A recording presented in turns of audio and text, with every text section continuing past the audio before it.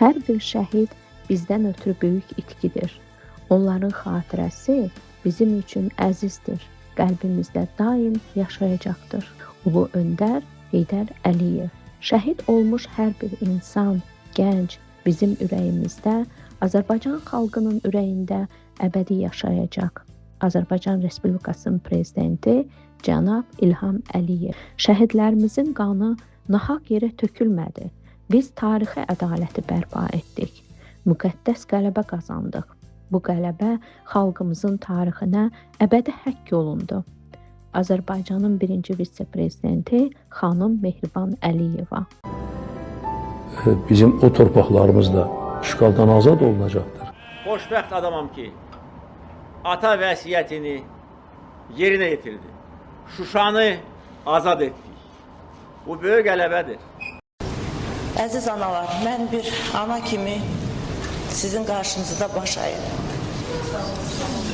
Səma Kərimova 31 dekabr 1969-cu ildə Laçın rayonunun Nağdalı kəndində ziyalı ailəsində dünyaya gəlmişdir.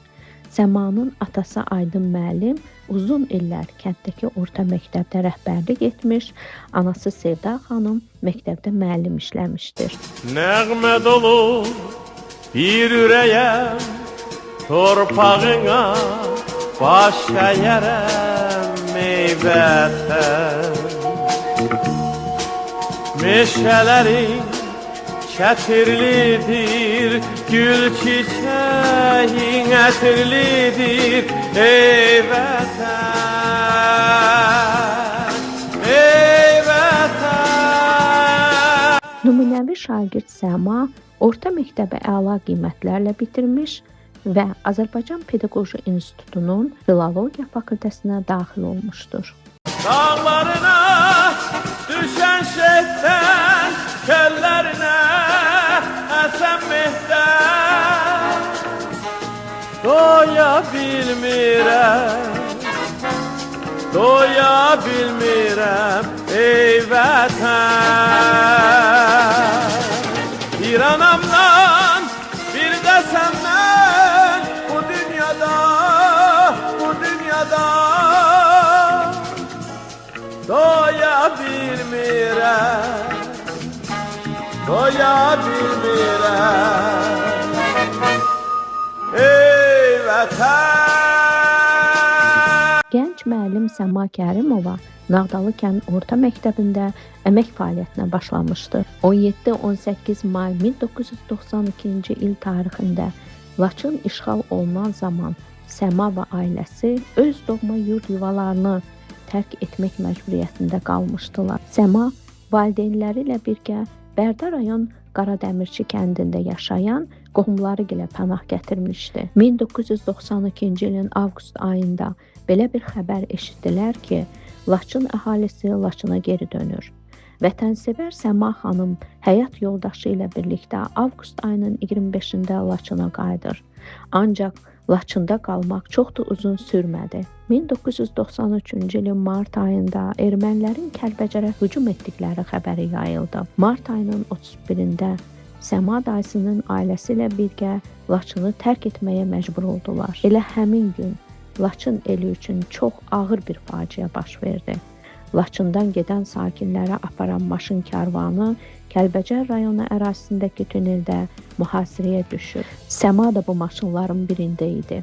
Mühasirə zamanı Səmanın dayısı Asif və bibisi qəhrəmancasına şəhid olurlar. Səma Kərimova və onun böyük dayısı Yusif Əliyev ağır yaralandılar. Faciəli 31 mart günündə bir çox insan əsir düşür. Erməni yaraqlıları Səma xanım Kərimovanı, onun 1 yaşlı qızı Nurlanə Hümbətovanı və digər əsir düşmüş yaralıları əvvəlcə Qarabağın Vəng kəndinə, sonra isə Xan kəndindəki uşaq xəstəxanasına aparırlar. 1993-cü ilin may ayında Səma xanım anası Sevda xanıma yazdığı məktubda bildirir ki, o qızı Nurlanə ilə birlikdə Xan kəndindəki uşaq xəstəxanasındadır. Özü sol ayağından ağır yaralanıb və yeriyə bilmir. Səma Kərimovanı və onun qızı Nurlanəni əsirlikdən azad etmək üçün ailəsi erməni ekstremistləri ilə danışıqlar aparır. Lakin Ölümü əsirlikdən üstün tutan igid Səma xanım 1993-cü ilin may ayının 15-də şəhidlik zirvəsinə yüksəlir. Şəhidlər ölmür, sadəcə məkan dəyişir. Onlar fiziki olaraq aramızdan geçsələr də, adları bayraqlarda dalğalanır, xatirələri qəlblərdə yaşayıb. Hər birimiz bu zəfərin nəyin bahasına qazanıldığını yadda saxlamağa borcluyuq. Biz Vətən müharibəsi şəhidlərini heç vaxt unutmayacağıq. Onlar bizim qəlbimizdə daim yaşayacaq. Azərbaycanın birinci vitse-prezidenti xanım Mehriban Əliyeva. Dumanlı dağları başımda durdu, dumandan özümə bir xeymə qurdum. Dumanlı dağları başımda durdu, dumandan özümə bir xeymə qurdum. Keçdi xəyalımdan öz gözəl yurdum, dumanlar başımda dastana döndü, dastana döndü. Keçdi xəyalımdan öz gözəl yurdum, dumanlar başımda dastana döndü, dastana döndü. Şəhidlər bir millətin keçmişinin qəhrəmanlıq dastanı, bugününün qürur mənbəyi, gələcəyinin isə ən möhkəm təməlidir. Onlar torpağı sadəcə coğrafi ərazi olmaqdan çıxarıb, vətən edən müqəddəs rütbənin sahibləridir. Allah şəhidlərimizə rəhmət eləsin. Yaralılara tezliklə şəfa, onların ailələrinə və yaxınlarına güc və səbir versin. Uca Tanrı Azərbaycanı və Azərbaycan xalqını qorusun. Azərbaycanın birinci vitse-prezidenti xanım Mehriban Əliyeva. Öz sözümü qələbəmizin ayrılmaz hissəsi olan sözlərlə tamamlamaq istəyirəm. Qarabağ bizimdir, Qarabağ Azərbaycandır.